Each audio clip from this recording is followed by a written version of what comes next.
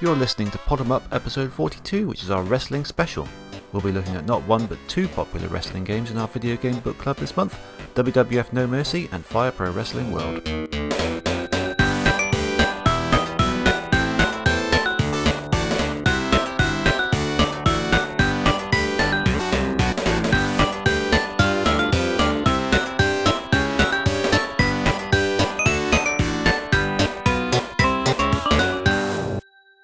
Smell what the rock is cooking. The rock says, the rock says, the rock says, the rock.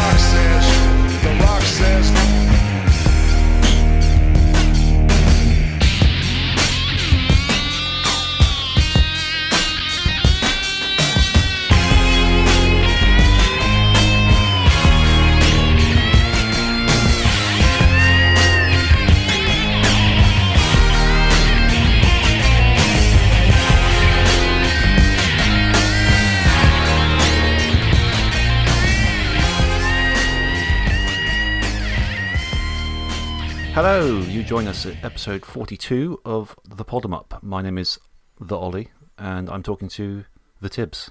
The Tibbs. The Tibbs. The Tibbs. You smell what the Tibbs is cooking. We've got a wrestling special.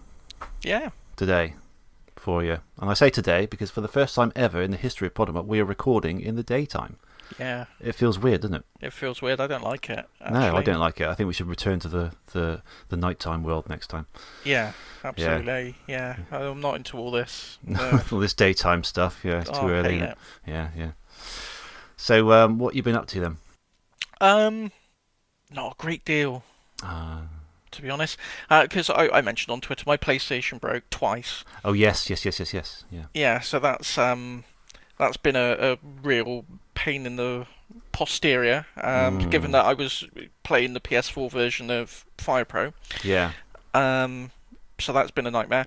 In terms of what I've been playing, I've put in about 30 hours into Subnautica. Okay, I know this? I know the name. I don't know anything about it, I don't think. It's a survival game, which I'm not usually the biggest fan of. Yeah. Because usually it's like, you got to go find some coconuts or something, and if you don't get a coconut every 5 minutes, it's game over, and that's like, not interesting. Coconut's very important in the world of survival games. You know, the linchpin of human civilization. But yeah, so on this one, you crash land on an alien ocean planet. There's only like 2 little islands on the whole thing, and you've just got to survive and work out what to do, how to get off the planet, or find out why you crash landed, and piece together the story as you go. It took a little while to click, because I heard lots of good things about it, and I was playing it for a bit, and I was like, it's alright, but I don't know. But then something clicked, it got its claws into me, and that was it. I was, cool. building little underwater bases, building a submarine, tootling about in the submarine, looking at big squids. It's aquatic-based mainly, is it? Yeah, it's all, yeah. Okay, cool. Yeah, there's like 2 small islands in the game, but like 98% of the time you're underwater, swimming about, or using little submarines, and gathering resources to build things, and upgrading the stuff you've built to get better and better things, so you can explore a bit further and go a bit deeper underwater. And then you find some alien goings on. There's little alien things happening. But yeah, it's really good. I started playing it on the PS4 because I got it ages ago. I think it was free on. Do you remember when PlayStation? I think it was the beginning of lockdown when PlayStation Network were giving away free games. I do remember that. Yes. I think it was one of the ones there because I don't remember buying it, but I've got it in my PlayStation library, so I think it must have been from them. Yeah. Oh, yeah. Maybe I've got it as well then. Yeah. I do remember that. Yeah, I remember getting a couple of things on that at least. Yeah. Okay. So I started playing it there, and then obviously the PlayStation. I put in about 7 or 8 hours into it on the PlayStation, and then I started having my PlayStation problems, so I bought the Switch version and then started again from scratch on the Switch, and I'm up to like, I don't know, 23 hours or something on there now, so I've done about 30 hours plus on it, I think. Yeah. But yeah, it's good. It doesn't run very well on the Switch. If you're going to play it, I would recommend playing it on anything but the Switch. It's such a shame with the Switch, with that, isn't it? Because invariably they are sort of the worst versions for a lot of games, aren't they? It's the sad truth about the Switch, isn't it? But it's just the portability that wins it over for a lot of people, I think, isn't it?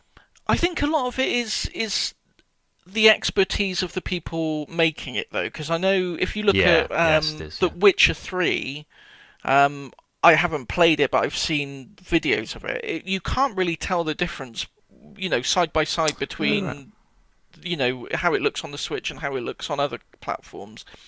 And I have got the Switch version of Rocket League, and it runs perfectly. It's superb. It's certainly possible. I think it's a bit like more of an older retro console in the sense that you have to work a bit harder to get the most out of it, isn't it? It's like the Saturn or something. It's possible, but it takes a little bit more work than say an Xbox or a PlayStation, doesn't it? Yeah, it's not just a case of I think porting between Xbox and PlayStation, because the hardware is, relatively similar. They're both x86 based.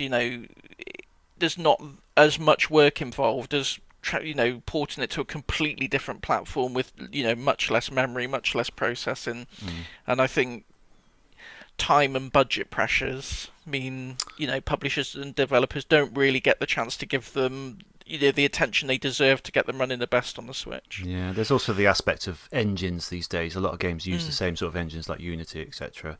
Yeah, and sometimes they're not best suited for the Switch, are they? Or there's a lot of layers of code there that it's difficult to sort of go down and make sure it's compatible with the Switch as much as it could be, isn't it? Yeah, for sure. I mean, if you wanted to play, if anyone wants to play it, I wouldn't completely disregard the Switch version. It's not unplayable. Like I say, I've put sort of more than 20 hours into it. But just be aware that the frame rate really tanks in the later stages of the game. I'm not a frame rate snob at all, but it struggles towards some of the later environments, and there's lots of texture pop in, and some of the textures are really low res, so it's playable. But if you've got the ability to play it on PC, Xbox, or PlayStation, do it there instead. So yeah, I've been playing that. That's taken up most of the time. Besides, the two games we're covering. Did you get your PS4 fixed in the end, or is it still broken? I'm still waiting for some bits to come to do it again. I think I mentioned on Twitter, there's like a little chip on the board that encodes all the HDMI before it goes out to the telly. And apparently, from what I've been reading up, it's quite prone to damage if you plug or unplug the HDMI port while the power's on. It can send like a little voltage back through and damage it. Okay. Now, I haven't been doing that, but I do use a automatic HDMI switcher. Yeah. So I can, because I've only got a limited number of sockets in the back of the telly, and I wonder if whatever way it's switching is affecting the PlayStation. If it's like, I don't know. It's the only thing I can think of, because it's happened twice. I got the problem happen first. Got a brand new chip and put it on there, and then the same thing happened again, the exact same error. And it's just, happening it once is bad luck, but 2 times for the exact same error, it's got to be something in the setup, I think. Yeah. So. It's funny you should say that, because I've got a switcher down there as well with my TV, but my PS4 didn't like it. It just kept sort of going off whenever I had it in the switcher. So it shares a socket with my little mini PC, which I stream from my big PC. So I have to swap those in and out. So I think both of them like a proper HDMI socket. So it's you funny, do get things like that sometimes. I've had it plugged in for years and it's never had any problems. It's just, but it's the only, when I've gone through every other sort of link in the chain, and that seems to be the only thing it could be. So, when I get this new part through and I get it all back up and running again, I'm going to just have it plugged straight into the telly now, and then, Yeah, just avoid it. Just avoid it completely. So I haven't actually played any more Fire Pro since all the PS4 troubles began, but I played enough of it, so I should be able to get talking about it, I think. Well, when we get to that, I find that my playtime with it didn't necessarily correlate to what I want to talk about it, because I've done some bit of research and there's a lot of depth in that game that I didn't cover in my playthrough. So it's just as well anyway, to be honest. But we'll get to that. Yeah, cool. What about you? Yeah, I've been playing quite a bit. Cruising Blast, first of all. Oh, yes. Yeah, lovely little arcade racer. Oh, it's so good. It's so nice to have just an outright daft arcade racer again, isn't it? It's great fun. Really good. I think I'm doing the medium difficulty. I think I'm 1 gold medal away from unlocking the last Grand Prix in there. So, working my way through that. Speaking of arcade, we went to an arcade, because we had a little holiday trip a couple of weeks ago. What, to 1995? Yeah, it's a nice fun. No, a modern day arcade, sadly. But it was still quite fun, actually. Alice quite enjoyed it. She liked the old 2p machines, you just see her there. She's keep putting them in, Proper old school one. Well, it's a normal arcade, so they got those. They've got a few proper, what we would call proper arcade machines in the corner, just for the the oldies, to keep us happy. Among which was Cruising Blast, actually. That's one of the really. Well, it is one of the modern arcade machines you can find now these days. So I think you'll see it quite a lot. But I had to go on that. Also, really enjoyed the Jurassic Park shooting game. I don't know if you've seen it. It's like in a jeep and there's all these dinosaurs. Yeah. It's what do you call it? An on rails shooter. Is that a new one, or is that the old one? The graphics didn't look super new, so I think it's not super new. I don't think, but it is really really good fun. I put a lot of coins into that. It's just it made me want to get more into like similar games on the Wii, because that's probably the best way you can replicate it in the home these days, isn't it? If you don't have a CRT. There's some really good light game games on the Wii. Yeah, I've got. What have I got? I've got. I've got House of the Dead 2 and 3. I've tried that before. That's quite good. There's Link's Crossbow Training, but there's a few others that I want to get. They sort of vary in price. Some of them are a little bit expensive, but I might get some of them. So it's got me into that, really. I would definitely put House of the Dead Overkill on your list. Oh, cool. Yeah. Because I would like to cover that on the show one time. Yeah. Oh, okay. I'll have a look into that then. Yeah. Okay. So yeah, arcading it up. They had the Mario Kart one as well. They got like Mario Kart Tour I've or seen something. Those, yeah. So just like literally those 3 machines in the corner, and everything else was kind of those ticket machines, But that's the thing. The arcades, the few I've been in, like the place we used to go on holiday, they used to have a lovely little arcade in there. A couple of good arcades actually. And the last time we went there, I mean, I don't know when it was. It would have been pre-pandemic, so I don't know, 3 or 4 years ago. The only proper quote-unquote arcade games they had was a big Halo arcade game. I can't remember what it was called, but it's you sort of sit in, you've got like a big gun, and I think you're on the back of a warthog or something in... not an actual warthog, obviously. The warthog is the name of the car in Halo, and you're sort of shooting things about and stuff. And it had like a little feature where you could scan like a QR code or something. It would link it to your Halo profile, and you could unlock things on like the home version of the games, which is quite good. Yeah. Cool. And they had the Mario Kart, and that was it. And all the other ones there was like they had like a giant crossy road type Yes, thing. I've seen those. You get that. That's the other thing you get, like arcade versions of apps. Yeah, which is weird, arcade versions of phone apps, and there's like a Pac-Man 256 one as well, that infinite Pac-Man thing, and the rest is just like ticket machines and stop the light at a certain point and win some tickets and things like that. And it's like, I mean, it's all right, but I want to play some games. Yeah, so do I. I think we had quite a lot of fun there, just because she enjoyed it far more than we expected her to. We thought it'd be a bit overwhelming for her and she'd want to go, but no, she loved everything. We won like this Pac-Man thing out of the grabber. I'm talking about. This little you get hardly anything for those tokens, really. You kind of get them all up, and we had about 250 in the end. So we bought another one of those little things, and we spent a lot more money than we got out of it, really. But I think it's great for kids, though, isn't it? It's all the great, lights and noise and atmosphere. It's she loved really it. exciting for kids. We literally went back there 4 times. She loved it. She just kept going back. Are we going to the arcade today? Are we going to the arcade today? So that was really nice. Yeah. So we'll find some more of those for her. Yeah. Back home, I've been playing a little bit of Kirby and the Forgotten Land. Oh, good. Yeah, I haven't bought it. I budget disallowed me. Okay, I was going to ask if you're planning on buying it within the next month. We could do it as the next book club. Oh yeah, I'll be buying it. I'll be buying it on payday, but I just didn't. I wanted to get it on launch, but it just didn't work out. But yeah. Well. Okay. Well, I was going to, because I've got a backup if you didn't want to do that, but I could say because that's my pick next. So I mean, we're doing this unusually early in the show, but if you want, we could do it for next month if you wanted to. Yeah, let's do that. Okay, all right. Well, there you go. Early on, cemented in. Next book club pick: Kirby and the Forgotten Land for the Switch. Yeah, it's good. I've only done the first couple of worlds, but it's nice. It's just nice little. It hasn't challenged me yet. I don't know if it sort of will, because it's quite kid friendly. Kid friendly. But it's nice. There's nice ideas in it and everything. But yeah, save most of my thoughts for the next show then, I guess. Yeah. Yes, good one. Also been playing Bowser's Fury, which is that add-on for the Super Mario 3D World. Yeah. Yeah, that's quite good as well. Is it worth it if you've already bought? Because I've already got 3D World on the Wii U. Yeah. So I haven't double dipped on this one. Is it worth a double dip? Or maybe. I haven't progressed far enough in it to be sure. I think it's a fairly substantial little thing. I think it's about maybe. I'm guessing, getting this off the top of my head. I think I read it somewhere. It's about 4 or 5 hours of content, and it's kind of an open world thing. It's all connected.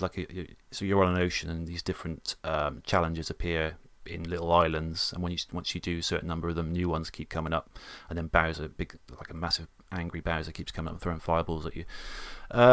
It's nice. Yeah, it's nice. This usual Mario creativity. I think if you can ever see it cheaper, probably worth a pickup. Or if you want to just play through 3D World again. We haven't played a lot of the 3D World yet, but I think it's the same. It's pretty much the same, really. I'm going to say I don't think there's any changes to the core game, is it? Don't think so. Fury is the main. The Bowser's Fury is the main thing. Yeah. It's weird because the camera in Bowser's Fury is the same as Odyssey's, so it follows you around instead of that sort of zoomed out perspective. Oh right, okay. But the moves I think are the same as 3D World. So I was like trying to do a backflip where you hold down the trigger and jump, but he does the sort of a crouchy jump instead. So you got to kind of reconfigure your head a bit when you play it. But yeah, it's quite nice. Yeah, not too bad. Bit more Red Dead. That's good. I kind of want to explore a bit more, but sooner or later I come into like this gang of rival cowboys who just kill me. So I'm kind of doing the missions at the moment just to kind of get better stuff. Yeah. Know a bit more about it, but yeah, it's nice. Teeny weeny bit more on Final Fantasy 9 sort of a couple of days ago, but that's all I've played in the last couple of months of that. I think I'm a bit behind on that. You saw Sonic 2? I did see Sonic 2. That's the other thing I did. Yes. You haven't seen it? I haven't seen it. No. Is it good? It's brilliant. It's amazing. I think if you're a Sonic fan, you'll get a lot more out of it than if you're not a Sonic fan. But it's so good. It's like, I mean, they could have done this in like 95 or 96. Plot wise, it's like taken straight from like Sonic 2 and Sonic 3 and Knuckles. There's so much in there. Okay, good. It's funnier than the first one. The first one I was still funny. I was kind of smiling through most of the first one. In this one, I was laugh out loud laughing quite a lot. Oh, right. There's a lot of really good jokes in it. Knuckles is handled really well. He's kind of he's sort of imposing again, like he was when they first brought him out, But he's also got this naivety to him that he's been brought into this world, and he doesn't really understand like how humans do things. And there's a lot of humor from that. Like it's not like, oh, he's dumb. It's like he's just fish out of water kind of thing. And it's done really well by Idris Elba. Jim Carrey's fantastic. He sort of steps up his game again just to become even more kind of crazy and out there. Yeah, highly recommended. Brilliant. Oh, great. Very good. Yeah, I love the first one, so I'm looking forward to this. Yeah, I'm going to wait for the sort of home video release. I think Yeah, I'm not. I of don't course. want to. I'm too fear to venture into a cinema at the moment. But Yeah. Well, I tell you what helps with that, actually getting COVID, because that's what we had just after the last episode. We all got oh COVID. really? Yeah, we were very lucky with it. It was very mild. It's probably the mildest thing that Alice has ever brought home from school, really, because thanks to all the jabs and everything. So yeah, it was all fine. And then after that, we kind of felt like you can kind of go anywhere then, because you can't really get it again, and you can't give it out once you've finished it. So yeah, it's that certainly helped. But I went on my own. I wanted to take Alice, but I thought, she'd never been to a film, see a film in the cinema before, and she'll probably be like halfway through, I want to go, or I want something to eat, or and I thought, well, that'll just ruin my experience. Yeah. So. And Abby wasn't really keen on me taking her anyway, so I said, okay, fair enough, I'll go, and then perhaps when it comes out for rent, we can rent it, because I want to see it again, actually. Yeah. And then I can sit her down, because she's been quite into Sonic lately. She keeps asking to play Sonic Mania and that. Which brings us on to the next topic of our conversation. News. So Sonic Origins. I'm very excited to see all the stuff that they're going to add. Yeah. But you have some issues with the more financial side of things. I just think they've really. I just don't understand. Sega are so frustrating. They're such a frustrating company. I don't understand what goes through their minds. I don't know. I can't fathom what goes through their heads. It looks amazing. It looks so good. Yeah. Everything about the game. I love the extra modes. The mirror mode, I think, is going to be fantastic. Yeah. It looks like they're going to have a load of cool supplemental material, magazine scans, concept art, all kinds of great stuff like that. Yeah. It's going to be, I think you said it was confirmed, the retro engine version of Sonic 3 Knuckles. Yeah, all of them will be the retro engine, as far as I'm aware. Which is what everyone's been wanting for, I don't know how many years. It must have been almost sort of 5 or 10 years ago when the proof of concept video of it running on a mobile came out. Yeah. So it's everything that people wanted, except they're going to nickel and dime us on stupid pre-ordered nonsense. The spreadsheet that shows what versions have what in. It's so stupid, isn't it? It really is very stupid. It's really stupid. If you want the full package, you've got to pre-order it. Okay, can I pre-order it on Switch? No, the Switch is coming soon. Okay, well, can I order the normal version and then get the rest as DLC? Okay, yeah, you could do that. How much is the DLC? Don't know yet. We won't tell you that. Okay, well, when's it coming out? We'll tell you later. It's coming soon. It's coming soon. No, don't worry about it. Okay, well, say I go for the digital deluxe edition. What extras do I get? Oh, well, you get animations on the menu. And some hard missions, I think. 3D islands, something. You can look at an island in 3D. What is the point? There's no point. What is the point? It's so... And then, the in-game currency... And then it turns out, because obviously, in-game currency in the modern parlance means microtransactions. That's what in-game currency means. You can't say in-game currency, well, no, that's actually just you can collect things to unlock extras. You can collect things to unlock extras in No Mercy. There's a shop. I don't remember any advertising saying No Mercy for N64 features in-game currency. Oh, God, it does my nut. What is the point? Just sell the game and let me buy the game. That's all I want. And there's not even much. It's not like the normal version. Sorry, I'm really worked up about this. It's not like the normal version is like 20 quid and the digital deluxe version's 40 quid. So you can sacrifice some of the luxury features and just get a budget version. There's about a £5 between them. Yes, there is. It's so stupid. And amongst that spreadsheet, there's like 2 in the middle that have some of the digital features, but not all of them. Yeah. And even there's a £5 difference between the normal thing and the... I mean, what's the point in those two middle ones? It doesn't make any sense, does it? I think the two middle ones are the DLC packs. So if you buy... I think if you buy the basic one, then you can choose between those two packs if you want some music tracks, which apparently are just like on a sound test menu, as far as we can tell. Yeah. They're not integrated into the game. You could just pay to listen to some tracks on a soundtrack menu rather than, I don't know, YouTube. I don't know. I just don't know I don't know what's wrong with them. I don't know how this idea got off the table when it was proposed. I don't know, like, you got a boardroom meeting. I don't know how everyone just didn't look with disgust at whoever suggested it. It's so annoying, isn't it? When you've got such a good product that's actually met, a lot of the fan contributions have been put into this. You've got like some of the guys from the Sonic Mania team are doing the porting and everything, and a couple of others that I can't think of off the top of my head now. But there's so much love put into the product, and then these financial guys have come along and said, right, we're gonna restrict this. We're gonna put some DLC there. We're gonna cut it up this big spreadsheet. Yep, and de nouveau on the PC version because of course. Yeah. And no physical either. That's no physical version, no. For some reason, there's no. I mean, Sega publish games. Part of that is making. It's not like they don't have the capacity to do that. For some reason, they've decided not to, at the moment. Anyway, it wouldn't surprise me because a lot of people have responded in this way. It wouldn't surprise me if they do come back and say, okay, let's condense this down a bit and just do the normal version and deluxe version.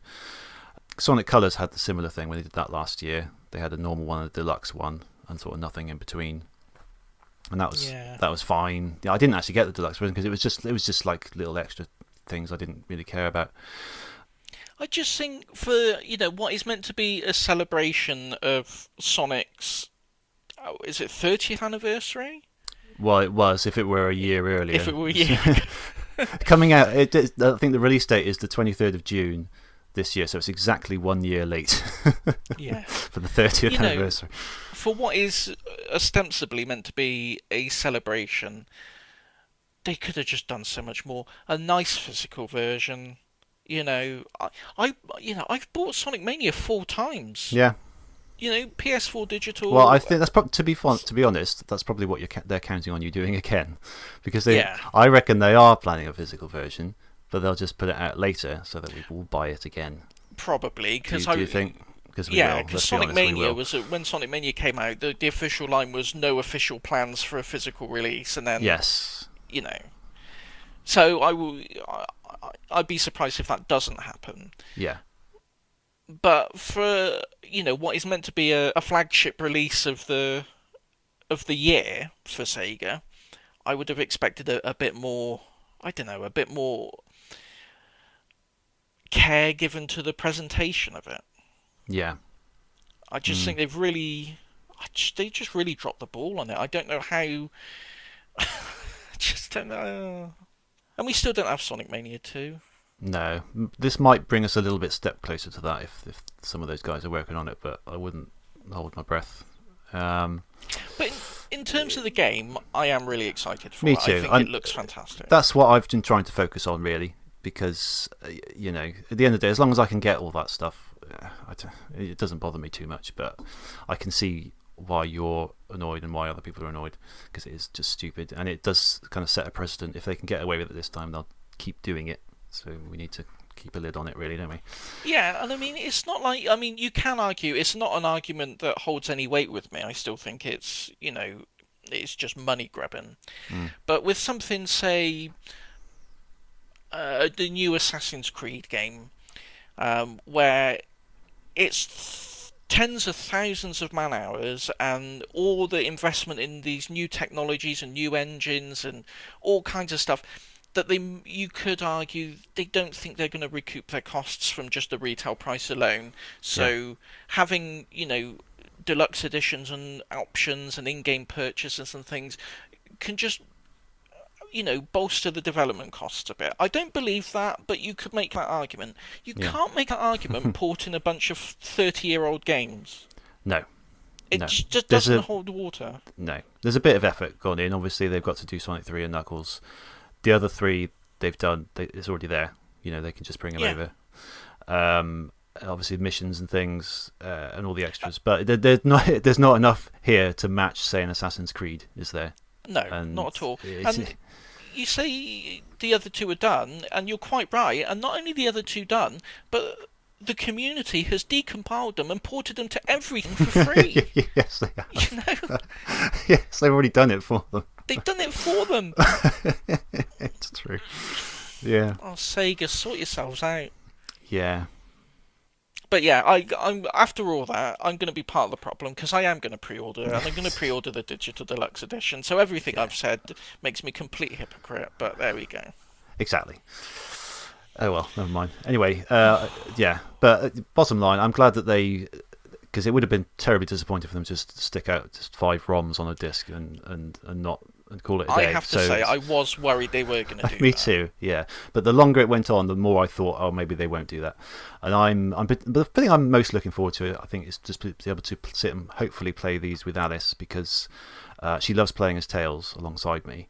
Yeah. And we've done it in Sonic Mania. We've done it a bit in Sonic 3 Air. She doesn't like it so much in Sonic 2 because Tails can't fly. You can't do it in Sonic 1. So I'm hoping that. I think there was a little shot in the trailer of Knuckles being able to play as Knuckles and Tails, which I don't think has been happened before officially. No. So I'm hoping that you can have a flighted companion Tails in all 5 of those games, and that'll be awesome because then I can just introduce her to Sonic history, and she'll love it. So that's probably what I'm most excited about, really. And the missions. The missions will be good. I could say the missions would be good. I think there's going to be a hard mode and a boss rush, and you know, also all kinds of new little ways to experience the games, which I think that all that core stuff, as long as it all holds up, I think that's a great example of how to do a collection of old games and introduce new things on that you can't necessarily get anywhere else. I think that's the way to do it, definitely. Yeah. And the thing is, do you follow Cybershell on YouTube? No. He does lots of good Sonic stuff. He did, I think it was a playthrough of Sonic 2 where he said "Q Sega" every time he jumped as a protest for Sonic 3 and Knuckles not coming out on Retro Engine, and he did the whole thing like that. And he said he did a later video, and he said if Sega ever release a Retro Engine Sonic 3 and Knuckles, he'll do a playthrough saying "I'm sorry, Sega" every time he jumps. And he put out a video saying he's going to do it as soon as it's released. He's going to do a thing where he says "I'm sorry, Sega" every time he jumps. Well, fair enough. I mean, it took him a while. It took him 10 years or so, but.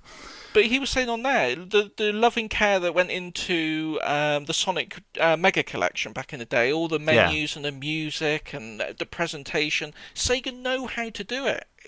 They know they can do it. But it'll be good though. We're going to have fun with it when it comes out. Yeah. Of course, the only question remains is about the music, doesn't it? Sonic 3 music. But we'll I reckon they'll because it's got the original ROMs in it, hasn't it, as well as the Retro Engine. Yeah. You can still play them. You can presumably the original... they're unedited with that music in anyway, I would hope. So I reckon they'll be able to put them in. They've worked something out. I don't know. Yeah, I got to be honest. The beta music has grown on me a lot more. Yeah. Over the years, since they've been added into like Sonic 3 Air and things, I tend to play it more with that than the original music. But for preservation's sake, I think they really need to include the original music if they can. Oh yeah, I mean Ice Cap, you can't beat that. Fantastic. Yeah. Okay. So, is there any other news stories you caught your eye this last month? Oh, I don't think so. No, I don't have anything. No, I don't think so. As we always say, there probably is some major story that we completely glossed over, but it's all about Sonic today. It's all about Sonic. It usually is, to be honest, in this podcast. Yeah. Right, let's put that aside. Let's get wrestling. Yeah. So we got. Let's not really. No. So this is a wrestling special. We've got 2 book club games to talk about. We've got WWF No Mercy for the N64. And we've got Fire Pro Wrestling World to talk about as well. And we're going to have a little bit of general wrestling chat first, shall we? Yeah. Just go back in time, the old school. So we'll have a little break. We'll come back and we'll do a bit of that. Okay. I think I'm cute. I know I'm sexy. I've got the looks that drives a girl wild. I've got the moves that really move 'em. I said chill up and down their spine. I'm just a sexy boy. I'm not your boy toy. I'm just a sexy boy. I'm not your boy toy. I make them hot. I make them shiver. Their knees get weak whenever I'm around. They see me walk. They hear me talk. I make them feel like they're on cloud nine. I'm just a sexy boy. I'm not your boy toy. I'm just a sexy boy. I'm not your boy toy. Ain't your heart out, girls? Hands off the merchandise.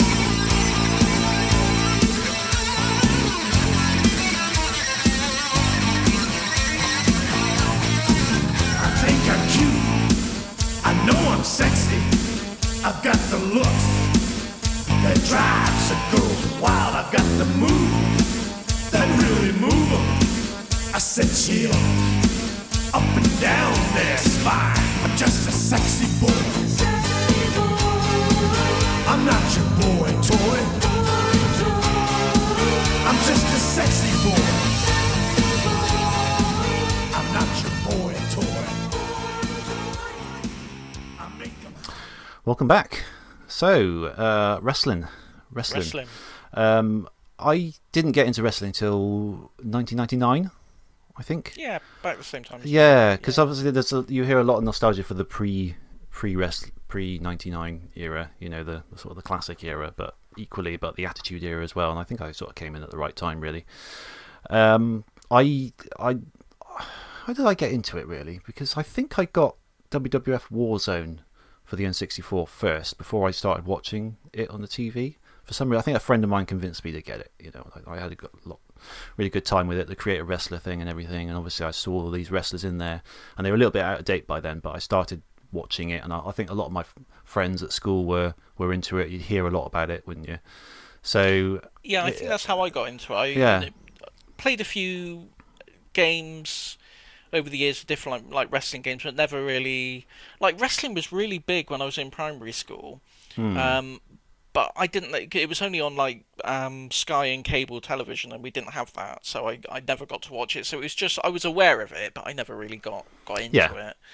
And then everyone talked about it in school, and I started watching it to see what it was all about. And even though I still had trouble watching it because we only had Sky One, we didn't have Sky Sports and all the subscription ones, so I had to try and scab pay-per-view recordings off of people in school. Yeah, you get like those catch-up things on Sky One, wouldn't you? Like, was it Livewire, or was that the original name for it? It became something else, I think. Yeah, it was like Channel 4 used to have Heat on, and that's right. They'd have like a few catch-up things on there, and then there was Superstars as well, which was like a catch-up show. That's right. Yeah.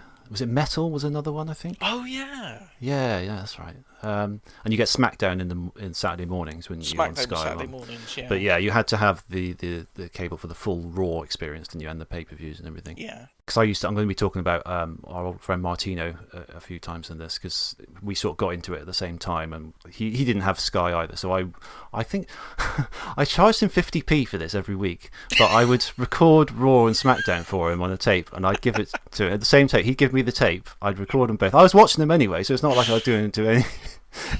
So 50p for like the strain of my VCR or so. I don't know. That's amazing. But yeah, for some reason we worked out that deal. He was perfectly happy with it, but I do kind of feel a bit guilty about taking so much money off him.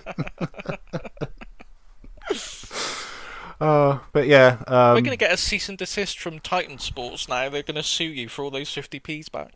They are, yeah. They might also sue me for all the wrestling entrance music I'm going to put in this episode, but yeah. Oh well. So yeah, for him and me, we really got into wrestling. That was like the main thing. I was into Sonic before that, but for a couple of years, Sonic kind of took a back seat to wrestling. Really, as my main thing that I loved. And yeah, loved all the games and everything. Yeah, just I don't know what it is, because it's weird, because you get people who don't get wrestling at all, and I kind of exactly see where they're coming from, but at the same time, totally. I think it's brilliant, because it's like a soap opera, really, isn't it? It's got like storylines, and they got like the perfect structure for a soap opera, because like the monthly pay-per-view thing, I mean, because you get this feud building up over the weeks, and they kind of keep them apart. You want to see them fight, but they don't. You don't quite. You get little glimpses of it, and they trash talk each other, and it all builds up to this pay-per-view thing, and then they have their match, and they might spill over into the next night and things like that. And it's just like that every month cycle, and it's always you know it's all scripted, and it's kind of, you see the same sort of things happen over and over again, but I don't know, there's just something so good about it. Oh my! Do you know what? I just had a flash of a memory. Mm-hmm. It's gonna say, oh, this was awful at the time. I remember, right?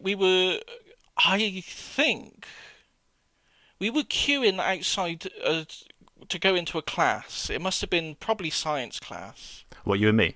Yeah. Yes, I think that's the only one we had together, wasn't it? That's the only one we had together, I think. So it must have been that. Okay, go on.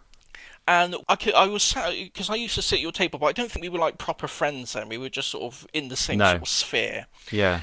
And I really, it was just around the time I'd started watching it sort of regular at home, and I was still new to the whole wrestling thing and the whole how it worked. It was all really exciting. Yeah. And there was an episode of SmackDown, I can't remember who it was, I'm just going to pick someone at random.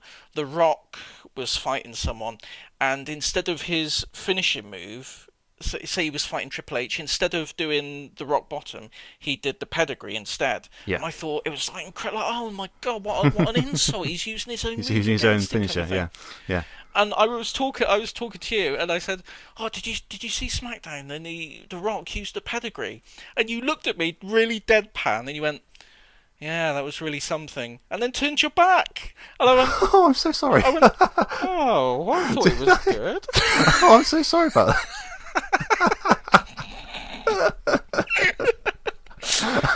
Really took the wind out myself. I was like, "Oh no, I'm so sorry about that." Oh no, so that was. Oh, it's funny the things you remember. Yeah, I must have been watching it quite a bit before that, and obviously. Yeah, I think you were wise to the. Yeah, I was wise to that. I thought, the game then. Yeah, it's terrible. That's so. I don't remember that at all, but I'm very sorry about that. That's all right. It's all good. Yeah, no. But no, I think honestly, like, I think everyone who gets into wrestling would probably think that the era they got into wrestling was the best one. Yes. But I really think the Attitude Era was the best era of wrestling. There's no question about it, really. I mean, I say that as not having watched much wrestling since the Attitude Era, but or before. But it's got to be, isn't it? Because it was so popular as well. Like everyone at school, or the boys anyway, everyone watched it, really, didn't they? Yeah, and everyone. Yeah, it was. I don't know. It just seemed like it was everywhere. Particularly that sort of. I remember sort of 2000 Royal Rumble time. I think that one alone was on Channel 4, the Royal Rumble. And I remember so many people watched it that wouldn't even normally watch wrestling, even though it was on like 1 a.m. I think Channel 4 got 4 a year, didn't they? They got 4 of the... Oh, maybe, yeah. Yes, that sounds familiar, actually. Yeah, maybe they did. But Royal Rumble, they definitely had that one. And, yeah, it was so good. And, like, the pay-per-views were great. Like, the characters were great. You think about Austin, what a great character. And The Undertaker, Kane, Mankind, it just goes on and on, and it was just fantastic. Yeah, it was just really good. I guess in terms of the popularity and how much, I guess it's the equivalent today would be like the Marvel films. Yeah, I think it's that kind. I guess it had the place in pop culture then that superheroes do today. Like everyone gets really invested in these superhero films, and the next one that comes out is this really big event. I think it probably was the pop culture equivalent of that then, because everyone knew. If you went up to someone today and said, "Oh, a kid today and said, "Oh, do you know who Mankind is?" I don't know if they really would. But back then, everyone would. Yeah. Well, you'd have to go for a similar, whoever has the current popularity of Mankind today. I don't know any of the current wrestlers. I watched it until about 2006, I think, and that's largely only because I went to uni at that time and I didn't really have access to it anymore, and I sort of petered out over a couple of years after that. But it passed its heyday after about 2001, I think. Maybe it was starting to go down because the best thing about 2001 was the whole invasion storyline, wasn't it? Yeah. Like the WCW and ECW invasion. That was brilliant. That was just an ongoing arc that affected the whole thing. And even in the WWF, if you had heels and faces and good guys and bad guys, they would all be good guys because all these WCW and ECWs would be the bad guys, and it was just like a split war, and all of the storylines would be associated with that. It would kind of go on, and you had Austin was great at that time because he turned heel, didn't he? Yeah. And that was he was great as a heel actually. He's just great all around. He is brilliant. Whether he's a fan favorite or just being booed, he's brilliant. And he was at WrestleMania this year, wasn't he? I think he was. Did he have a match? I don't know. I think he might have done because I'm not sure how physically fit he is to wrestle. No, I wouldn't have thought so. But because his body's took a hell of a beating over the years. Yeah. I was going to get it, but modern wrestling just don't do anything for me. And even WWF, Raw used to be. You say you sit down and try and watch Raw now. It's 3 hours long. Is it 3 hours? Jesus Christ, that's too long. That's too long. That's what I mean. So say you wanted to watch SmackDown and Raw and the pay-per-view. It's a full-time job. Aren't there loads of other offshoot things is it NXT or something like that? Oh yeah, there's NXT as well. Yeah, there's loads of little off ones, isn't there? And I don't even know what's WWE and what's not anymore, and who's in what. I've no idea. There just seems like a lot at the moment, doesn't it? I think NXT is the developmental. Yeah, that's what I heard. Yeah, it's the up and coming wrestlers, isn't it? Up and coming wrestlers, yeah. But I don't know. I listen a lot to. What's the podcast called? I don't listen to it that much, obviously. Jim Cornette Experience. Oh yeah, you mentioned this last time, actually, didn't you? Yeah, and he hates modern wrestling. Are you aware of how popular the spot got? No. the guy who would toss people around with his dick. That was his gimmick. No, I have no idea what you're talking about. that is literally he'd be in the middle of the wrestling match. Someone would grab him by the dick, right, and their hand would get sort of stuck to it because his dick was so strong, right, and then he'd flip them over, and that was his finishing move. That's ridiculous. It's so stupid. There's another one who his finishing move is he throws an invisible hand grenade. Of course. And say a fatal 4-way or something like that, all the other wrestlers get thrown out of the ring from the force of this invisible hand grenade. For God's sake. And he hates it. It gets him so angry. It gets him so worked up. There's another another bloke who wrestled the Invisible Man. So he just wrestled him, had a single match, just pretending to wrestle someone. Yeah. Right. Okay. Wrestled a blow-up doll. Of course. And it's just so stupid. And even the ones, because I watched a bit, I think it might have been AEW. That's the other sort of big promotion other than WWF at the moment, or WWE at the moment. I think it was AEW. Someone posted a clip online, and they were like, "Oh, this is incredible stuff. This is so amazing." And it was like a gymnastics performance. It was these two blokes, and they were just flipping over each other, and then flipping around each other, flip, flip, flip, flip, hop, flip, flip, flip, jump, flip, flip. Yeah. And there was no impact to any of it. They didn't punch each other once. I was just like, what is this? It sounds like sort of the wrestling of our day taken to an extreme where it's gone far beyond what it should have been. Yeah, kind of. It's like they've looked back and because I'm not going to make any apologies for some of the stupid stuff that wrestling did back in our day. Mae Young giving birth to a hand. Yeah, I thought about bringing that up because I still don't understand what that was about. Yeah, that's definitely on the more stupid side. You know, so I'm not gonna sit here and tell you it was all intellectual storytelling. No. You know, but like definitely one of the things I definitely saw on AEW was I think it was one of the Hardy boys, Matt or Jeff Hardy, I can't remember which one. He's got magical powers that lets him teleport around the arena now. I think I've seen something about this, yeah. Yeah, and someone went to his house to wrestle him, and he appeared as a giant hologram. Right. It's just, I just hate it.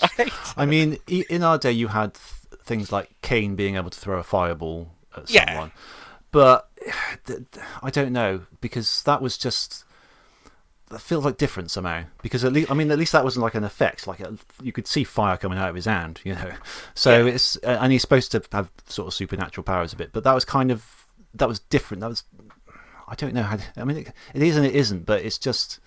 I don't know. It felt different, and it felt like nothing else as well, because they didn't really do that very often. It was like Kane and the Undertaker that was their gimmick, kind of. Like they could make lightning come out and stuff like that. So it sounds like they've pushed that way too far. I think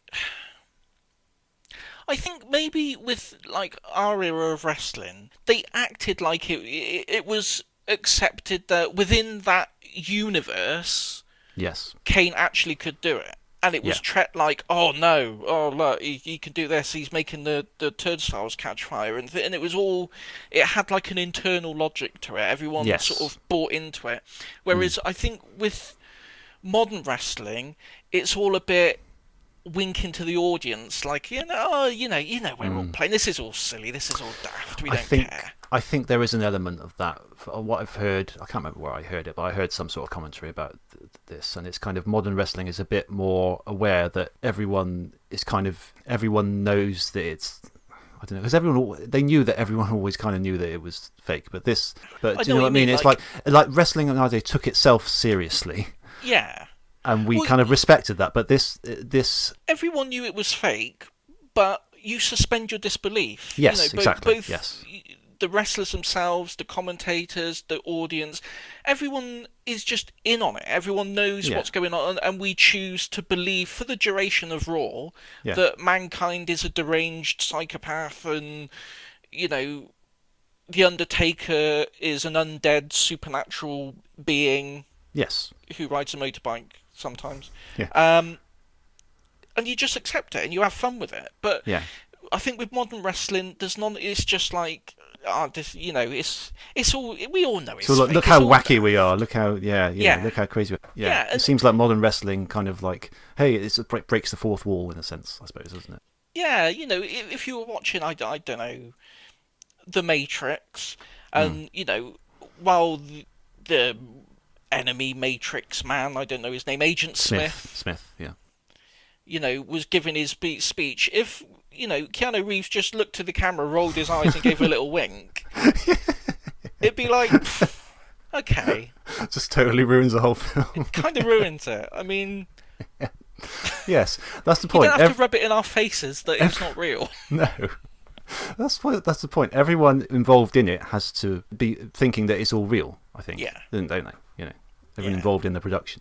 But yeah, I mean, I love going back and watching like old wrestling DVDs and old wrestling videos from that time, and it's just a great entertainment product. I don't know if I think the Attitude Era was sort of a lightning in a bottle thing. I don't know if we'll ever get that again. No. But if we ever did, I'd still watch it now. I don't care how old I am. I think it's just a great fun art form. Yeah, it is. It's just a great. It's the story element, and it's quite fun, because the thing about sport is, because it's real, you can have very uninteresting matches of like a football or tennis or something where nothing really happens. Yeah. At least with wrestling, they structure it in a way that is entertaining. It is sports entertainment. It's it's structured and it's designed, but it's designed that way so you have a good time. Yeah, and that's kind of the whole point of it. And you're gonna sit down and have a good time. Yeah. And I know people say, well, if it's fake, and it's all predetermined, no one ever really wins a championship or wins, they're never really the world champion. It's just, it's just scripted. And in a way, yeah, but in another, really it's not. I mean, if someone wins, if someone is picked, decided by the scriptwriters that they're going to be the world champion, it's a recognition of the fact that they've connected with the audience, either as a bad guy or a good guy. But it's a recognition of their skills in the ring, acting as they are, and it's a recognition that people have connected with them. So it is an accolade. It's not a hollow thing for someone to be a world champion. So no, they wouldn't just give it to someone walking in the door straight away. You've got to put the time in, and you've got to be good, in the ring and on the mic, and just be a good personality all round, and be capable of doing it. So I think when people say, "Oh, well, it's all fake, it's all scripted," I think it's a very narrow-minded way of looking at it. I think you've got to look at the whole picture and the whole thing of what's involved, and I think you'll then get an appreciation for, when someone's world champion. That is actually, quite an achievement. Yeah, it is. Yeah, definitely. Should we move on to the games then? Yeah. Okay. Time to play the game. Time to play the game.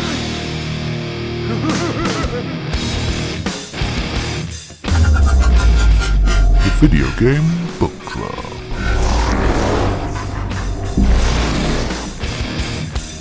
It's all about the game and how you play it. All about control, and if you can take it, all about your debt. And if you can pay it, it's all about pain. And who's gonna make it? I am the game, you don't wanna play me. I am control, no way you can shake me. I am heavy debt, no way you can pay me. I am the pain, and I know you can't take me. Look over your shoulder, ready to run like a Cleveland bitch from a smoking gun. I am the game, and I may lose. So move on out, you can die like a fool. Trying to figure out what my move's gonna be. Come on over, sucker, why don't you ask me? Don't you forget there's a price you can pay. 'Cause I am the game and I want to play.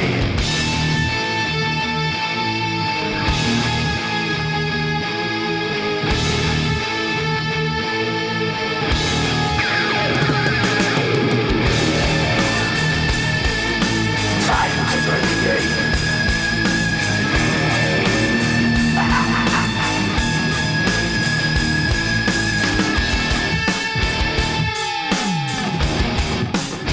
Time to play the game. It's all about the game and how you play it. It's all about control, and if you can take it, it's all about your debt, and if you can pay it. So we're sticking with the WWF/E with our first game, WWF No Mercy. Yes. Yeah, so this was released for the Nintendo 64 in November 2000 in the US and December 2000 in Europe. Published by THQ, developed by Asmic Ace Entertainment and Aki Corporation. A loose cartridge goes for about £20. Yeah, about 20 quid. Maybe double that for a box one. So this is sort of the last in the series of N64 wrestling games by these developers, and the sequel to the previous year's WWF WrestleMania 2000. So I played. Tino had WrestleMania 2000. Before this I played Warzone, and I played Attitude as well. We both quite enjoyed Attitude, which is those were by Acclaim, I think, weren't they? Yeah, Acclaim. But this was I got this for Christmas that year, 2000. I've told this story before. It's got a glitch in it, Yes. which randomly erases your save data and not your created wrestler when it sort of feels like, I think. It's a really weird glitch, and I think I remember more playing this now. I remember more of it than I thought I would, because I thought it just happened a few times and I stopped playing it. I think I persevered a little bit more with that than I thought. But eventually I couldn't get what I wanted out of it. Basically, I couldn't save a wrestler. Interestingly, I'll just hang on. I'm just going to get. I've got the real thing still here. I've got the manual here. And flipping through the manual, I found a little note in it, and I'm not sure where it came from. I'm not sure if it came from the publisher or the retailer or what it says. but it says, "Dear customer, there is a glitch in the game WWF No Mercy. If you create and save your own character on the cartridge after a period of play, the character is sometimes lost, etc., etc." So there's a little note warning you about it. Really? Yeah, and I don't know. I'd be interested to see if that's in anyone else's. Or maybe I just printed it off somewhere and put it in there. I don't know. Maybe, possibly. Because it's like it's printed out, but the bottom is kind of ripped, like they printed out 2 and just ripped the paper. So it's kind of hastily done if it is official. And there's every chance I might have done this myself. Got it from someone that they sent me an email or something. I don't know, and I put it in, but just as a reminder of how to do it. But I just found it in the manual, so it'd be interesting to see if anyone else has that. I don't know. Yeah. Let us know. I just thought that was quite an interesting thing. Apparently, they did offer a service where they could replace the faulty cartridges with working they did ones. like a mail-in thing, didn't they? Yeah. So, how did you get on with this one? I didn't hate it. But I'm not very good at it, and I think that... Yeah, me too, yeah. I think that hampered my enjoyment a bit, because I never had an N64 at the time. I was a PlayStation guy. Yeah. So the wrestling games I played at the time was SmackDown and SmackDown 2, and they play very differently to... I was going to ask you this, because I think I dabbled with them a little bit, and my memory of them is that they are a bit faster. Yeah, they feel a lot faster paced. The pace is very different. Yeah. I think I played it. I went in expecting it to be like the N64 equivalent of SmackDown, and it's not. It's its own beast, really. But it's really good. I think it suffers a little bit from the limitations of the N64. Yeah. I noticed the Stone Cold Steve Austin entrance music, rather than being like a shattering of glass and this really impactful thing, it's just a very muted, like someone dropping their keys. It's just like, it's not really... They should have a wrestler with entrance music where it just starts with someone dropping their keys. Yeah. Ding, ding, ding, ding, ding. Oh! Oh! Talk about that for impact. Yeah, but... The only criticism I have, really, are sort of technical things that aren't really its fault. It did the best as it it could at the time. Like, some of the wrestlers come out walking like they've got robot legs. It's a bit wonky walking, a lot of them. Yeah. But, it's the game itself, the core gameplay. I think if I took the time to become good at it, I'd really enjoy it. Yeah, this is the thing. I was sort of doing my research about this game, because it is a very well-respected game now, even more so than a lot of wrestling games that come out since. And people seem to love it, and it's partly for its sort of more pick-up-and-play-ish style, and quite relatively simple controls. Like I say that, I did have to use the manual to check up how to do, like, climb the turnbuckle and, get in and out of the ring and pin and stuff, because it's not obvious in the game. Because remember, this is the day when you had manuals, so you just had to look it up. But the actual sort of grappling is quite straightforward. I mean, you've got like a punch and kick button and then like a grapple button, and I think you hold them down for more severity, and you can just I think you use the analog stick to vary up your moves a bit. So the actual controls, it's a bit more like a fighting game, I suppose. It's much better than other wrestling games at the time, which, used sort of combo systems. Yeah. You'd have to memorize a ton of different combos just to do simple moves. It's so much more streamlined than that. So, yeah. I think so, because vast improvement. If you want to be able to jump into this, you want to pick your favorite wrestler and sort of get to the point where you can do your finisher, and you want to make that process quite simple and straightforward, and I think this kind of does it. There's quite a nice momentum system in there where I think if you keep hitting moves, your little bar will grow sort of warmer in colours, and then once it reaches a certain point, that's when you can pull off your finisher. But whereas if your opponent keeps coming back, then your bar will decrease and go sort of cooler colours, and then theirs will increase. And then if it goes too cool, then you're sort of in danger, and that's when you can be pinned. Really simple system, but it's quite good at sort of mimicking the kind of the real momentum that you get in real wrestling matches, because they don't just have random hits and then suddenly someone pulls off a finisher. There's a certain bit where one wrestler will be in control of it, and then another one will be, and then it kind of heats up back and forth, and they do bigger and bigger moves until eventually someone pulls off the finisher. So it sort of mimics that quite nicely, I think. Definitely. We'll come back to that particular point, I think, when we talk about Fire Pro. Yeah. Because that's one of the reasons I picked Fire Pro above one of the SmackDown games. So, yeah, I think that's a very good thing to bear in mind. Yes, definitely. The story mode is quite good relative to the time, I think, because it's kind of, you choose a belt that you want to go after, and you seem to be able to go for any of the belts. You can jump in straight in the championship if you want.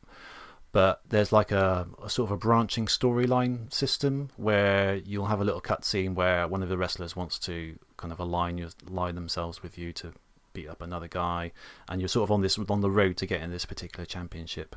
And then they kind of mimic like real WWE storylines where, you know, someone else will come in and challenge you, and then your partner will betray you and things like that. So it's quite nice. And then you have certain matches where it didn't really matter if you won or lost. You would just go in a different branch in the storyline. Did you play around with those very much? A little bit, not too much in depth, no, because I wasn't very good at it. No, me too. I did get a little bit better as I went on. I was able to sort of start winning matches. But then you'll encounter something like a handicap match and they're not even like taking it in turns, like they're not tagging in. They're just both in the ring, and I'm like, how am I supposed to do this? Because as soon as I put one down, the other guy's just right there in my face, beating me up. Yeah. To be fair, I think I remember that having that exact same problem with SmackDown as well. Yeah. It's like the minute you get a handicap match, you can't get a pin. The other guy just comes and breaks it. He just comes in and breaks it. Yes, that's right. I remember happening as well a lot back in the day, and it was really annoying. One thing I liked in this, I think you can do it in a mode, and it happens in the story mode as well, is you can be the referee, like have a guest referee thing. What a great idea that is! I know, because you can do a fast count if you want. Like if your guy, the guy you're aligning with, and the guy you want to win pins them, you can just go down and go 1, 2, 3. Yeah, that's really good. It is. It's great. I can imagine that being a real sort of friendship breaker in multiplayer games. Yeah, I imagine that. Oh yeah, if you had like 3 people on there and one of them was referee. And that kind of brings us back to, we haven't mentioned it yet, but it brings us to the multiplayer aspect to it, because there's a lot of like multiplayer options in there. There's all sorts of like, you know, 1 player versus CPU versus CPU, one player versus CPU versus 2 player, all the different arrangements you can get. And it must be great for get like 3 mates round, you know, because the N64 was great at that with its 4 controller ports. The 4 controllers, a lot of great. It's a big selling point for the console, and this is a great example of it. Really, you know, you could get like 4 guys in there, and you have a great time. Yeah, really good.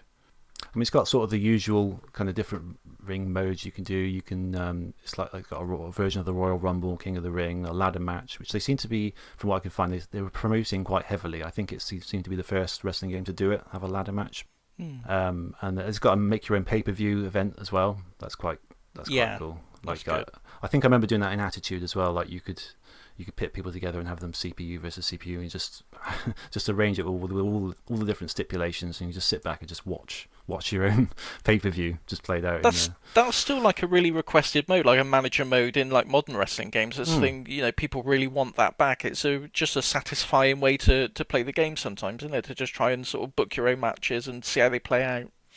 I used to do it with Soul Calibur on the Dreamcast, because you could watch. You could just watch 2.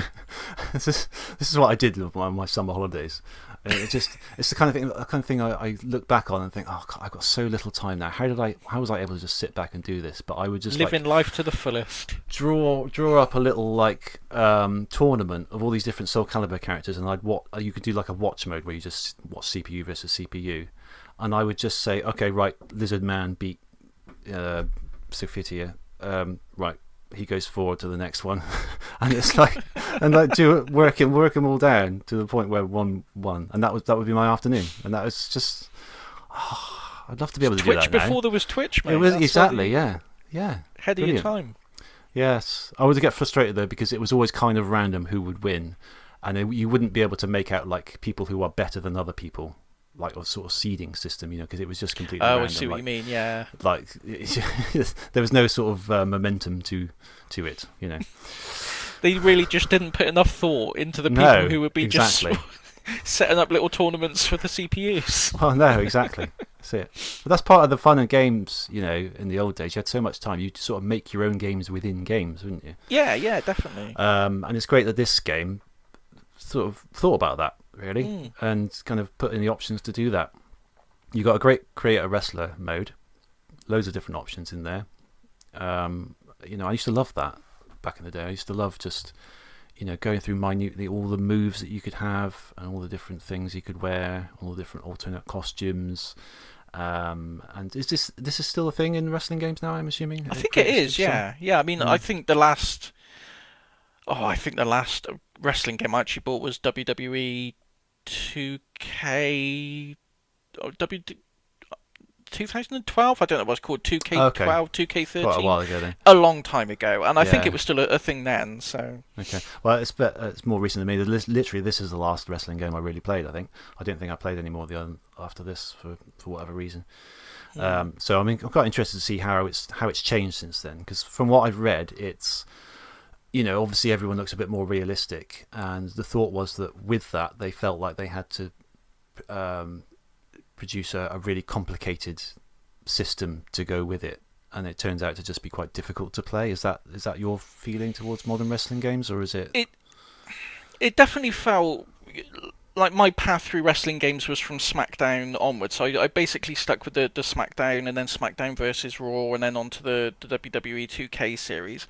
Yeah. It definitely felt like they kept adding and enhancing the fighting system to the point where it was pick up and play, then it got pick up and play with a little bit more nuance, and then as time went on it just became a bit complicated. They just kept trying to add more and more and more things, and it just it lost that sort of pick up and play aspect of it. So I think it did lose its way control wise over the years, I think. But another thing I really miss, I don't know they have as much in like modern games, is all the specialty matches, all the different match stipulations. They got the cage matches and Hell in a Cell, but you used to get so many weird different match stipulations back in the older games. I really miss that kind of thing now, because it's just adds a bit of fun to it, doesn't it? Yeah, there's all sorts of things you can do, like what's it called, like no holds barred and falls count anywhere and things like that, and then hardcore matches, chairs, all that kind of stuff. Yeah, and I think this is quite. I didn't look into it too much, but I think this one's quite customizable with that. Like you can chop and change all those different things to create quite a specific type of match, which is really cool. You can also, I noticed, you can edit the superstars as well. It's got loads of them in there. It's got about, I was going to say we should talk about the roster. It's a really big roster, really. It is. It's got everyone. This is in 2000, so basically everyone that was wrestling in 2000 in WWF is here. I think right down from The Rock and Stone Cold, right down to your Taka Michinoku and your trying to think of other Scotty 2 Hotty, yeah. You know what I mean, like lower card ones. Like not everyone. WrestleMania headliners. No, but they're all there, and it's great. Yeah. It's always weird when you have like when you see like screenshots of these games when they were coming out and sort of synths and things like that, and videos where it's just like The Rock versus Scotty 2 Hotty. Yeah. It's just like things that you would never see them in a match together, in the real thing, or like a woman, for example. Yeah. And you can edit them as well. Like it was always a frustrating thing because they have to make these games, and then there's a certain period where the wrestling is moving on in the real world, but they can't keep up with it because they've got to release. There's a gap between release, and sometimes by the time it's released, it's already a little bit out of date in some way. So it's nice that you can actually edit the superstars to keep them up to date to some extent. Yeah. Like you can edit their costumes a little bit. Obviously, you're limited to whatever's in the game as options, but if it's you can do things to update them a bit, which is quite cool. Well, that's one of the things with No Mercy. There's so many ROM hacks and mods and stuff out there to update the roster and bring it up to date. It's incredible the things people do with it. Yeah, I had a little look. You can change it a lot, even like the menu system and things. They can change it into completely different games, really. Yeah. It shows you the love that's carried on for this game. Yeah, it's really one of the most. I think it's probably one of the most modified, retro game. That's still got an active community surrounding it. Yeah, it's really interesting, isn't it? You wouldn't think for an N64 game, which is, No. I love the N64, but it's not aged the best. And as we've said before, the models in this are fairly low res. The faces are quite sort of low res images that are sort of plastered awkwardly onto the heads of these things. So they do look some of them do look a bit funny. Some of them look a bit funny. It's like the old, very much of the time, sort of cube with a head texture pasted on it. That's basically what it is, isn't it? Yeah. And they sort of come out, walk awkwardly, do a little move on top of the ramp, and then they sort of carry on walking. And it's sort of nothing like the way they come out in real life. No. But you just had to accept that those days. You couldn't do much more than that, really, I don't think. No. I mean, at the time, it was great. Yeah. And yeah, just the wealth of options and things. It's I enjoyed my time with it. I think I wish I could have played it more back in the day without the glitch, because I think I would have got a lot more longevity out of it. And if you can get, I think the cartridges without the glitch seem to be rarer. You can get the ROM on the internet, I'm sure. Well, I did at some point, but it's a shame about that. Yeah, it is. For all the evils of modern game distribution and day one patches and stuff, yes.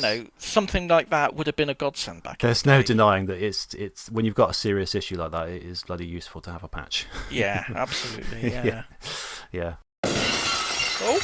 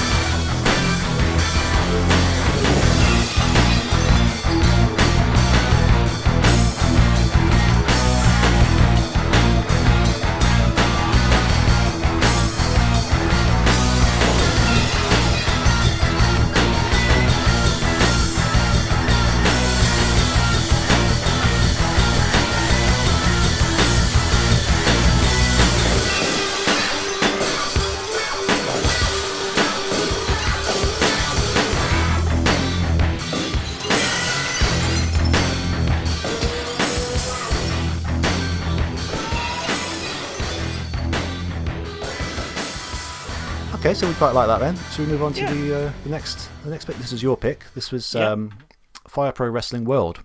Yes. And this is a much more recent one, although the latest in a long history of Fire Pro Wrestling games. So this is developed by Zex Corporation and Spike Chunsoft. Also published by Spike Chunsoft. Released for Windows in December 2017 and on PS4 in August 2018 for Japan and the US, and September 2018 in Europe. So the prices sort of vary quite wildly. On Steam, you can get it for £23. The normal price on the PS4 store, and I got it on a discount, luckily, at just after we finished the last podcast. It was, I think it was only about £8 or something. But normal price is £45, which is quite a big jump. Yeah. And you can get a physical copy for only about £15 on PS4. I got the physical copy. Yeah. That's a weird difference in price. I know. I found that very odd. In addition to that, you can get loads and loads of DLC packs that they've added over time. And you can get a deluxe version for £75, which covers a lot of, they've added loads of different wrestler packs and people from different things. It's all for New Japan Pro Wrestling wrestlers, these are mainly. So unless you're familiar with that, but I wasn't familiar with any of these names other than, and it's only because he shared, Takashi Iizuka is also the name of the guy who runs Sonic Team. I thought it quite funny there's a wrestler with the same name. Oh, that's weird. I didn't expect to see him here. But other than that, I didn't really recognise anyone. I don't know if you're familiar with New Japan Pro Wrestling. I know Kenny Omega. I've heard of that name, but I'm not a fan. Personally, I'm not a fan of his particular style of wrestling. It falls very much into, the modern wrestling styles that we were talking about earlier. So he's not he's not a name that would sell the game to me. But other than that, no, I don't really know any of the roster. And I do think, as shallow as it is, because it should be about the game rather than the characters. Who's in it? Yeah. It did lessen my enjoyment of it a bit. I would have probably enjoyed it more if it was people I recognised and I had some kind of familiarity with and connection to. I think that would have added quite a bit to the game for me. But if you are tempted to pick this up, I would go for the PC version in hindsight, because there's a huge modding community for that as well. Yes, I was going to say that. They've modded tons of stuff into it, so it's really interesting. I was looking into a video because I obviously have played this and I found it quite difficult to get into. It's a very different, very very complex system behind it. Not the most pick up and playable game. Although there is a tutorial mode that does explain, and when I started doing that, I was like, oh, so that's how it works. And I was able to get a bit more ground covered, but I still wasn't very good at it. But I was watching a YouTube video on it, and I need to point out the name of the guy who did it because it was a really good video. It was called Simo, Simo. He did a really good video explaining what is so good about this game. And I think most of the stuff I want to talk about comes from his video more than my own experience with the game. Okay. So I feel a bit fraudulent in a way, but it's really interesting because there's this huge community doing, like, within a couple of days of its release, they already put out loads of wrestlers from the history of wrestling. I'm going to say, if there's any promotion ever, there's someone who's made it for Fire Pro. Someone has made it, and they're pretty good. The creator wrestler system is really advanced in this. I mean, we haven't even said this is sprite-based wrestling, by the way. Yeah. So there's no 3D models. They're all made of parts of people. Like, there's graphics for arms and legs, and they all kind of move together as if to create a character. And you can obviously customize all of those parts really, really deeply to the point where you can create a pretty good likeness of any wrestler you want, really. Yeah. And the thing about the system is it's very advanced in terms of making each of those wrestlers play like they actually wrestle in real life. Apparently, there's a lot of different mechanics when in the create a wrestler thing where you can determine what they would do in certain situations that make them behave very authentically. Yeah. And these people have spent ages, what must be ages, fine-tuning all these wrestlers to behave like they would. It's first of all, it's simple things like the Big Show shouldn't be able to really climb the turnbuckle. No. And it seems obvious, but so many like older games, including No Mercy, I think you could kind of do anything with any superstar. You could, if you were like Rey Mysterio, you could probably pick up the Big Show and just throw him around if you wanted to. And they didn't really think a lot about that for some reason. Whereas in this, obviously, that's the first thing you would do. And then there's a sense of momentum, like in No Mercy, like we said, to this, and how those wrestlers react to that momentum, whether they come out, really strong and then fade later on, or whether they get better and better. If you're someone like Hulk Hogan, do you get better and better as people hit you and you sort of hulk up and things like that? And or if you're Mankind, do you freak out when you see your own blood and you get better? There's loads of little things like that you can tweak to make it a really authentic wrestler. I think that's the key. The word authentic, I think, sums it up, because I think the approach of most wrestling games, especially most of the more quote unquote mainstream wrestling games, is it's a fighting game with wrestling characters. Yes. And the idea is to beat your opponent, get the pin, and win. And I think the approach with Fire Pro is more, you're a wrestler and you have to put on a good wrestling match.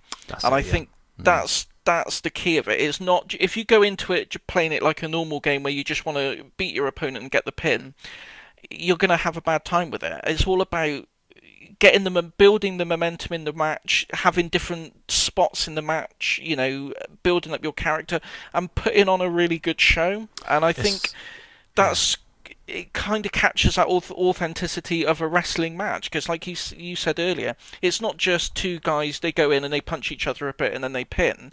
There's there's a back and forth, who gets the upper hand, who doesn't, who gets these really strong moves, can someone recover from that, and there's like a storytelling within the match itself, and I think Fire Pro tries to capture that aspect of wrestling. It's interesting that the video also said that when people play this online, people who love it, they don't just play to win; they play to put on a match. So they will make decisions that will not necessarily be for the, make them any closer to winning the match, but to make it look like a real match. To make a good wrestling match. Very few real matches are just one person dominating the whole thing, unless that's kind of the gimmick of the match. But it's always a back and forth, and people who play this do a back and forth as well. They will let their opponent get some things in on them. Yeah, and that's really interesting, isn't it? It is. It's really interesting, and I don't know of any other.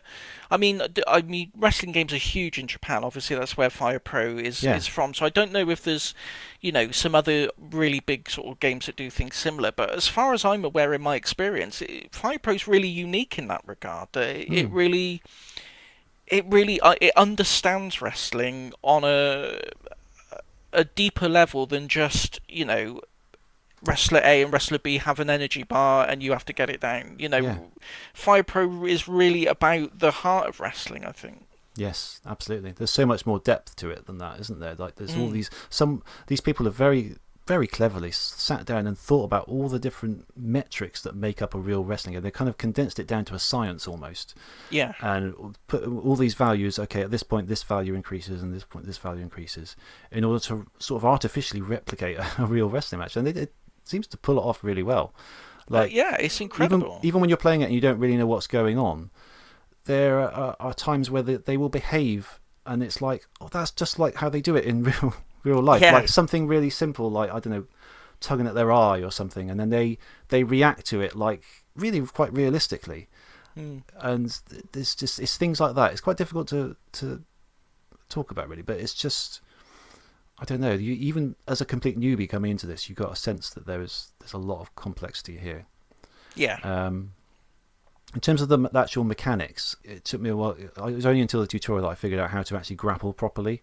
Yeah. When you initiate a grapple, you have to press a button at a very precise time, like when they start, I think it's just after or just as they start to sort of lock up, and that's how you get your move in. It's not like necessarily who presses it first, it's who presses it closest to the actual time. And there's no on-screen UI thing telling you when to press it. You've just got to know. Yeah, you've just got to learn it and feel it. And it might even change from wrestler to wrestler, I'm not sure. And then you'll be able to do your move, and then there's all sorts of other things for throwing them, into the ropes, into the turnbuckle and things like that. And there's even like a breathing system. Like if you do too many moves in one go, you'll start to run out of breath. And there's like a breathe button, I think. I think this guy said you've got to take time to stop and breathe. And if you don't, there will be another thing that I mentioned, which felt really realistic to me, is when one guy does like, what's it called, a suplex, and they both land, and they both stay down for a little while, because the guy who's done it is quite exhausted. And you don't get that in like No Mercy or any other wrestling game I've seen. They just get up at a predefined time, like right after you've done it. Yeah. Whereas you just get a standard cooldown for whatever move you do. It's all. Yeah. Whereas this is related no nuance to it. Yeah, this is related to how often you've been doing moves, how exhausted you are, and that's really cool. Very good feature. Yeah, I mean, it feels like Fire Pro World is more. It's almost more of a game engine than an actual game in itself. It's like they've given you all the tools and all the flexibility you need to do whatever you want with it, and then just let you go. Yes, and basically, yeah. It's just great. And we talked about the sprite-based graphics and stuff on it. I love it. I think it's going to look so timeless. I think in 20 years' time, if we went back at it, we're not going to have the cube head issue of No Mercy. No. It's going to look as good in 20 years as it looks now. Absolutely, it's just...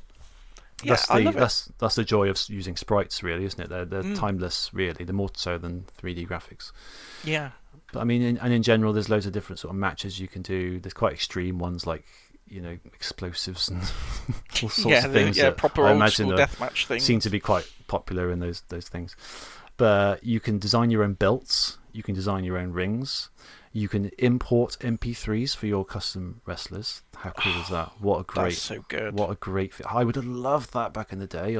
I know. Oh, brilliant. Absolutely brilliant. And yeah, it's just it's weird because my experience with it I didn't have enough time or an energy to devote all you need to devote to get the most out of this game, because to get all that you need to sit down, you need to understand the mechanics, you need to download your custom wrestlers, you need to spend ages playing around with them and getting all that right to understand all the nuance that they put in here. I couldn't really get that in the time I've spent with it. No. It is a difficult game to just get into straight away. It's not a pick up and play. No, it's really not. I can understand how it puts a lot of people off, but yeah, it rewards patience, I think. Yeah, and just learning all about it, I'm like, wow, this is incredible. And I'd have loved something like this back in the day when I had more time and when I was really into wrestling. If something like this came along, I could have spent hours and hours and hours in it. Oh, this would have been a dream come true back when we were into wrestling. It's like a dream game, really, isn't it? Yeah. You could literally create your own sort of. You put all your friends in as wrestlers, and you could make your own promotion almost. I'd have loved it. And you could. There's a move creator as well. I think there's a free DLC that you could get. Where I tried it briefly. It looked very, very complicated, but in theory, and you can recreate any move you want. Just by customizing where all those different body parts are at particular times, and I imagine that's what they've used to recreate, trademark moves that you wouldn't be here already. A stunner, for example, and things like that. Yeah. So it's got everything. There's not much it doesn't have that you can. That you can't. You don't have to accept that. Because it's made for this, you can't do that. So you just have to accept it. It looks like they've thought of everything, really. Yeah. One of the signs, I think, for me personally, of a good game is if I'm terrible at it and I can't make any headway with it, but I still enjoy it and still go back and play it, I think it's good. And I still got, I'm horrendous at it. I just me can't. Too. I'm just terrible. I didn't win a single match on this. No. I came close. I got 2.9 count at one point. That's as close as I got. Yeah, but it's still fun. I still had fun with it, even though I was atrocious. And I think,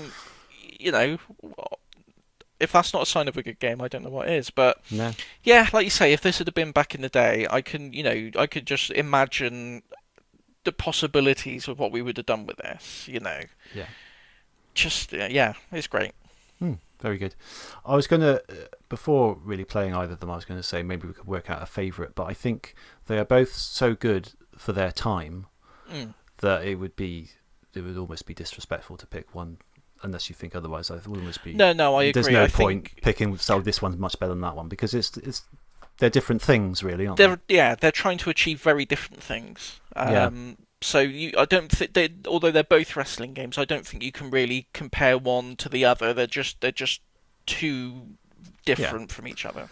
Obviously, Fire Pro has got the advantage of coming out, nearly 20 years later, and various advances and things that it can do that No Mercy couldn't do. But then No Mercy is the better game to just pick up and play and just have a little fun with your mates.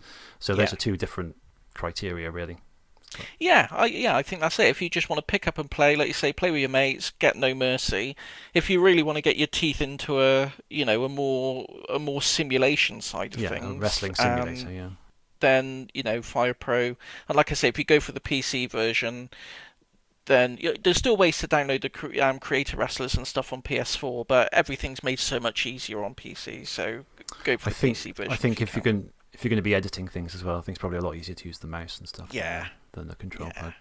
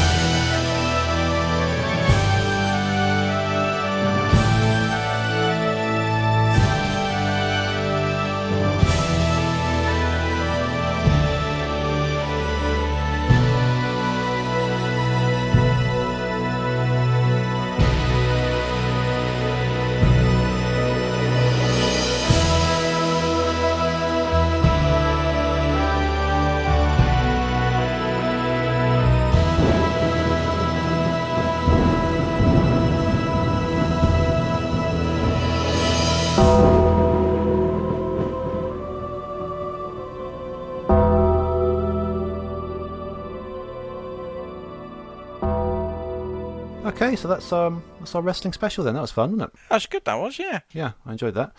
So next month we're going to be doing Kirby, yeah? Yep. Okay. Okay, that's good. So, not much else to say then. Decided that earlier. Decided that earlier, yeah. Sorry about that. Sorry to... I know everyone was just sticking around to see what the next game we were going to play. That's the only reason anyone listens to the podcast, I think. We've blown it already. So if you... I'm going to try and do all three of these in one go, right? Here we go. Okay. Right. Email, podemup@gmail.com. Twitter, we are at podemup. And podemup.live is our website. Yes! I did it. Yes! Yeah, so that's us. Let us know stuff. Let us know what you think about these games, wrestling, Sonic Origins, anything you want to talk to us about, really. Book club suggestions, just email us or tweet us. We'd love to hear from you. Yeah. Yeah, so I've been putting some wrestling music into this episode, as the listeners will have heard. So I'm going to close the show on, I think, the greatest lyrics to a song ever. This is the theme tune to Mr. Ass. I knew it! I was going to say that. I love. Do you know why I love this song? It's because back in the day, my mum had a video camera, right? And Saturday afternoons they'd be out because I used to run a shop, so they'd be out. I'd be at home on my own.